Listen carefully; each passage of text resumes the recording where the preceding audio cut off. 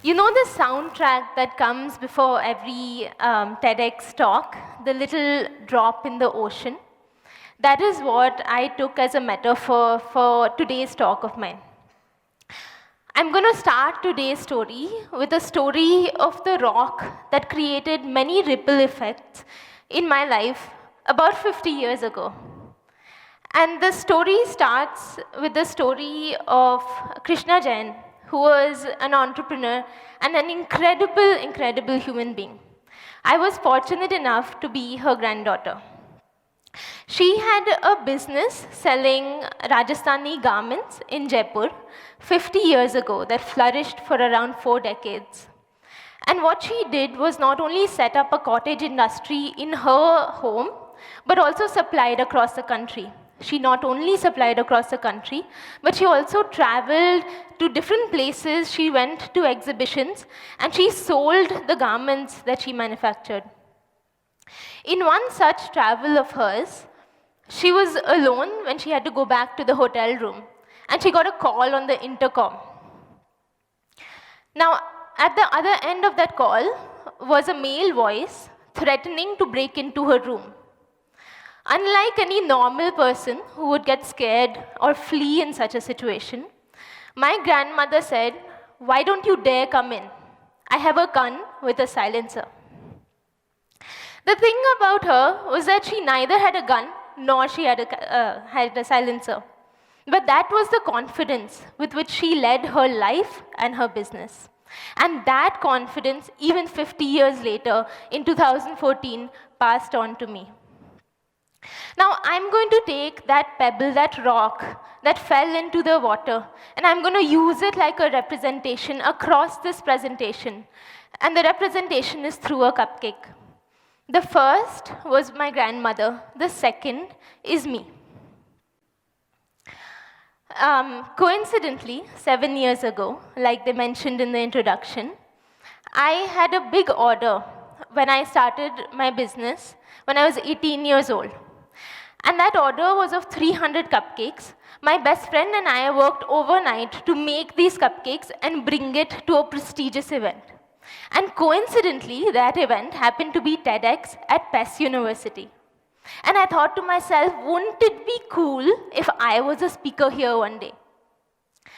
7 years it took, of working day in and day out, of creating a story that was worth sharing. And so we built Dream a Dozen. Dream a Dozen is, the name was chosen because I believe in big dreams. I believe that young girls can have big dreams. What I wanted to do was build a business, hire people, get a space, start creating things, and start selling to customers. And for 6 months, we did this out of home. 6 months later, got a commercial space, started the business from a small space, got my first hire, moved to a second space, a bigger space, where I went with my dad to meet the landlord and sign the contract for that space. Now, when we went to the landlord, he was urging us to sign the contract quickly. And in that urgency, he pushed the contract towards my father. And my father, being my father, pushed it towards me and said, "Megna will sign if she wants to." Now, that one act changed the perspective of the landlord towards me. Today, I'm not only one of his youngest, and also probably his only female tenant out of the many commercial buildings that he owns. And he's proud that I am his tenant. That's one perception changed. And one perception changed in that family can change the perception of the entire family. When I was doing my training at a factory where they had a baking unit, none of the chefs, not one, was a female. And it's quite an irony because in the Indian setup, most of our mothers are in the kitchen most of the time. But recently what I found out was that the statistics in India are that 97% of the chefs in commercial kitchens are male. Only 3% are female. And that's the reality in India. Now I decided when I would start my business, I would open an all-women kitchen. And again, empowered women empower women. And this brings me to the third character in my story.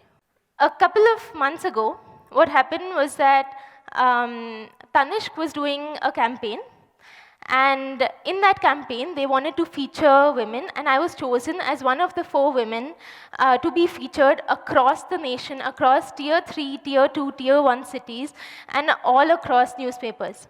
When I did the photo shoot for this campaign, I had no idea how big it was going to be. And so when I saw my face in the newspaper as a full-page ad, I was shocked. And so were my parents, and so were my extended family. Congratulations poured in from across the country of whoever knew my family and across the globe. And people called continuously congratulating my parents. In one of those calls, my uncle called, and he was so happy. And he looked at the newspaper and he said, "Megna, badhai ho." Badhai ho means congratulations. He was so happy for me. And my aunt walked from the back. She didn't know what had happened. And she said, "Kya hua? Iski shaadi fix ho gayi kya?"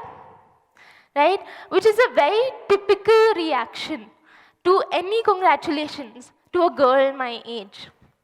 And it is the sad reality of India. Now, I was able to change that perception, and I said, no, that's not what happened. I actually achieved this, and I was featured in newspapers across the country. And by changing that one perception of the one person, we again changed the perception of the entire family. Sushmita is one of the people that I'm most proud of across the journey of Dream a Dozen. She was my first hire about 4.5 years ago when I did all the baking on my own. And she came to help with cleaning. At that time, she was 18 years old, and unfortunately, her mother did not want to pay for her education. She wanted to pay for her brothers instead. When Sushmita started working, I realized she's a smart, young, energetic girl, and she has a lot more potential. And so I decided to take her under my wing. I decided to teach her everything that I know. First, I taught her some packaging. I taught her how to identify ingredients. I taught her how to understand recipes, start baking, start frosting, start doing the decoration. And slowly and steadily, she learned. In fact, sometimes when there were bulk orders, I would do the dishes so that she could do the frosting, because I knew that one day she's going to be the leader in our kitchen. And 4.5 years later, she is. She is the leader in our kitchen. She is one of the most important people in our kitchen team because she trains the chefs who come now. And not only that, she's the highest earning member of her family.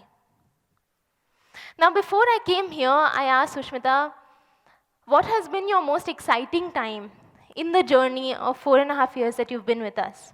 And without hesitation, she said Diwali. Now, Diwali for us is not a day. Diwali for us is a season. It's a 2-month-long period where we work day in and day out to get orders and to fulfill the kind of orders that are there during Diwali. In our business, we specialize in baking, in celebrations and gifting. And gifting, the biggest season between October to December. Now, we cannot anticipate the kind of demand that comes during Diwali, and she takes care of the entire production during that time. She takes care of the baking. She has a team of ladies. This is her team. And what they do is some of them are rolling the dough, some of them are making the dough, some of them are cutting the cookies, somebody's putting it in the oven, someone's taking it out. And she's watching everybody and knows exactly what's going on. And she is empowered that way. She is a leader in that place. And so through that ripple effect, from my grandmother to me to Sushmita, she is now passing that on to the army of women that we've created. And that army of women is breaking stereotypes every single day. In a controversial statement a few years ago, Marco Pierre White said, women are too emotional to be in the kitchen, and they cannot lift heavy pans. I put him right between our ladies. And our ladies actually go down to trucks. One of my favorite memories every Diwali, when the truck driver calls me and says, "Madam, apne aadmi bhej do niche."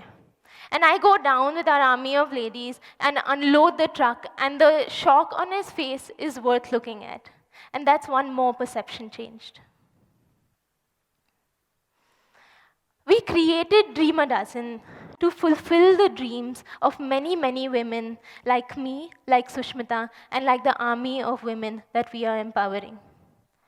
And the thing is, what we're doing is not extraordinary. It's not rocket science. It's just empowering women, teaching them a transferable skill with which they can be employed, with which they can start their own businesses or work with us. And the thing is, in India right now, although we are 48% of the population, we only contribute to 17% of the GDP. The whole world cannot progress together if half of the world is left behind. And it is a responsibility, knowing that people like my grandmother walked and climbed and crawled to get us to where we are today. It is a responsibility to take a leap ahead for the women in the next generation. And I will end my talk by one of my favorite quotes from the internet. And that says, "Strong women, may we know them, may we be them, and may we raise them." Thank you.